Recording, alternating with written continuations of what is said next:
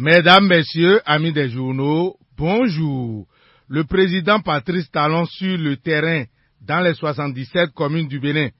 Cette information jetée dans l'opinion publique depuis quelques semaines est abondamment relayée par la presse à l'odeur d'un fake news.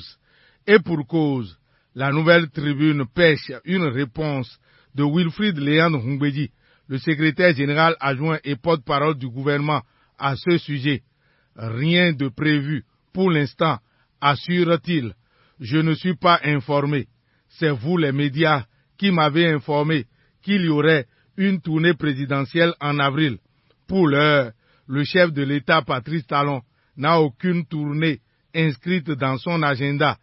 S'il avait une tournée planifiée déjà, je suis convaincu qu'il en aurait parlé au gouvernement et ceux qui doivent prendre les dispositions particulières les prendraient.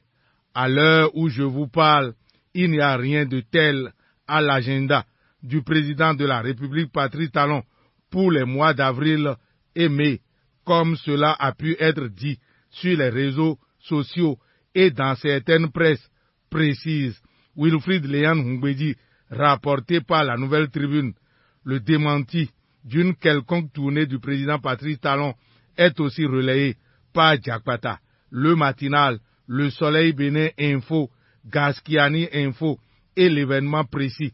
C'est donc clair que le président Patrice Talon n'a prévu aucune tournée à travers le pays pour l'heure. C'est donc une fausse information. Ce qui est déjà éloigné du faux et qui est une réalité, c'est la liste électorale pour les élections générales de 2026. Sa fiabilité est garantie, affiche en manchette le quotidien du service public La Nation, à l'écoute de Aristide Adjinakou Nyaoui. Il est le directeur général de l'ANIP, rapporte La Nation. Le directeur général de l'ANIP a apporté des clarifications. Le vendredi dernier, il a réaffirmé la fiabilité du registre électoral et la rigueur du processus d'actualisation des données d'état civil. Grâce à l'ANIP, notre pays dispose aujourd'hui d'un dispositif fiable et sécurisé permettant une identification rigoureuse des citoyens, a souligné le directeur général ANIP Aristide Adjinakou Nyaoui, rapporté par La Nation. L'événement précis, la Nouvelle Tribune certifie ce qu'a dit le directeur général d'ANIP. Pour confirmer cette fiabilité de la liste électorale, l'ANIP annonce des mises à jour à en croire Bénin Intelligent. Le matinal révèle que l'ANIP donne des assurances et souligne que 45 jours sont retenus pour auditer la liste électorale informatisée par 4 experts. À la manchette de Diakpata, pour l'audit du fichier électoral, 4 experts internationaux sont retenus pour faire le travail. C'est ce qu'a déclaré le président du comité de pilotage du fichier électoral et du FONAC, Jean-Baptiste Elias. Ces 4 experts seront recrutés à travers un appel d'offres international et percevront durant tout leur séjour 83 346 000 francs CFA. Ce montant prend en compte leurs billets d'avion et leurs émoluments. Détail Jean-Baptiste Elias, rapporté par Diakpata. Nord-Sud quotidien met en relief les diligences pour une liste électorale crédible. Et pour le matin, l'audit de la liste électorale informatisée est entre assurance et réserve. En tout cas, ce lundi, le président Patrice Talon rencontre le comité de pilotage à en croire Le Matin, appuyé par Le Matinal. Palabre au quotidien certifie que le président Patrice Talon prend langue avec le comité de pilotage ce lundi 24 février 2025. Jean-Baptiste Elias et les membres du comité seront à la présidence ce jour. C'est suite à une audience à eux accordée par le chef de l'État, relève Palabre au quotidien. Pour l'instant, un travail de l'actualisation de la liste électorale sur le plan technique est constaté par le télégramme qui compte plus de 400 000 décès déjà pris en compte par l'ANIP. Si son nom n'est pas encore sur la liste des décès enregistrés par l'ANIP, ce serait chose faite dans quelques jours certainement. C'est le nom de l'ancien ministre des enseignements secondaires, techniques et de la formation professionnelle, Kouaro Yves Tchabi. Il est mort à la suite d'un accident de la circulation. Le télégramme revient sur les circonstances de l'accident et parle de ses obsèques prévues pour le samedi prochain, 1er mars 2025 à Parakou. Une forte délégation gouvernementale était au domicile du défunt, rapporte le télégramme.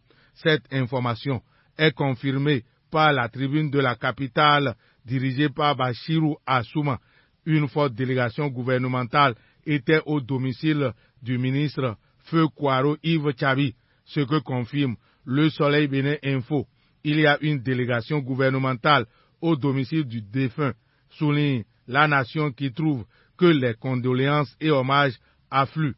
Avalanche d'hommages au ministre Kwaro Yves Tchabi affiche en manchette l'événement précis, relevant que 7 membres du gouvernement étaient à son domicile à Promisrété. Les condoléances du groupe KDK sont exposées dans le matinal qui revient sur le film du drame pour ensuite confirmer que l'inhumation est prévue pour le 1er mars prochain à Parakou. À la manchette du journal Le Chasseur Info, il est question de l'hommage national au ministre Kwaro Yves Tchabi. Le 1er mars, il sera enterré, note aussi le journal Le Chasseur Info. Parlant de Kwaro Yves Tchabi, Ake Natonde, député à l'Assemblée nationale, ancien ministre de l'enseignement secondaire, est dans l'émotion. C'est avec une grande consternation que j'ai reçu la nouvelle, dit Ake Natonde. Kwaro Yves Tchabi, je l'ai connu il y a une quinzaine d'années, lorsque j'ai pris fonction à la tête du ministère de l'enseignement secondaire, de la formation technique et professionnelle en 2010. Il était le directeur des ressources humaines et fait partie des rares cadres que j'ai maintenus au poste pendant mon séjour. À cause de ses qualités professionnelles, il était devenu depuis ce temps comme un jeune frère, témoigne Ake Natonde, rapporté par le Chasseur Info. Le même témoignage trône dans les colonnes du journal Fraternité. Kwaro Yves Tchabi était donc un cadre compétent. Hélas, il s'en va définitivement, cessant de respirer, mais ses actions impactent positivement le développement du Bénin dans le secteur de l'éducation. Il y a aussi quelque chose qui impacte positivement aujourd'hui le milieu de l'emploi. Le programme spécial d'insertion dans l'emploi, PSIE, Bénin Intelligent, note que 4 ans après, le bilan est positif. De juillet 2020 à décembre 2024, Fraternité souligne que le PSIE a connu un succès retentissant pour l'emploi des jeunes au Bénin. Grâce à ce programme, 7 130 jeunes, dont 30,1% de femmes, ont pu être insérées dans le monde du travail, à en croire Fraternité. Le PSIE est un engagement pour l'avenir des jeunes. Salut le matin. Le sujet dont se saisit Nord-Sud Quotidien touche le taux d'endettement du Bénin. Il est de 53,7% du PIB, révèle Nord-Sud Quotidien. Dans Matin Libre, l'actualité sportive occupe la page 4. Championnats nationaux d'haltérophilie 2024. Une organisation à la hauteur des attentes, constate Matin Libre, qui relève que pour le Bénin, il y a une bonne moisson pour le Mister Equinox International Abidjan 2025. 3 breloques sont décrochées par le Bénin, constate Matin Libre. Du côté des Amazones, pour le compte des éliminatoires CAN féminine 2026 en football, ce lundi 24 février est un jour décisif pour elles, pour s'offrir un ticket pour le tour suivant. Une rencontre qui s'annonce électrique les oppose aux Queens Lionesses de la Sierra Leone en terre libérienne. Ce jour, relève Matin Libre dans ses colonnes. Dans la tribune de la capitale, c'est le report de la CAN de mini-football de Derna en Libye qui est affiché dans les colonnes du journal paraissant dans la ville capitale. La compétition reportée pour le mois de juillet, informe la tribune de la capitale. C'est au détour d'une conférence de presse animée le vendredi 21 février dernier que l'information a été portée au grand public.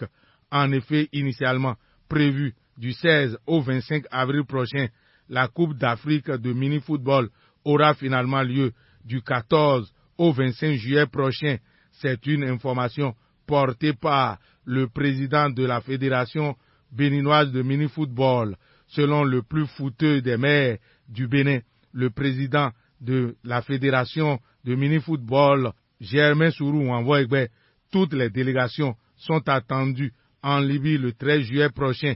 Le match d'ouverture entre la Libye et le Tchad aura lieu le 14 juillet. La finale est prévue pour le 25 juillet. Le départ des délégations est pour le lendemain, c'est-à-dire le 26 juillet prochain. Pour finir, le président maire Germain Wanvoegbe, à la tête de la Fédération béninoise de mini-football, a lancé un appel à la tutelle et aux différents sponsors pour une bonne participation du Bénin à cette messe continentale de mini-football. Fin de cette revue.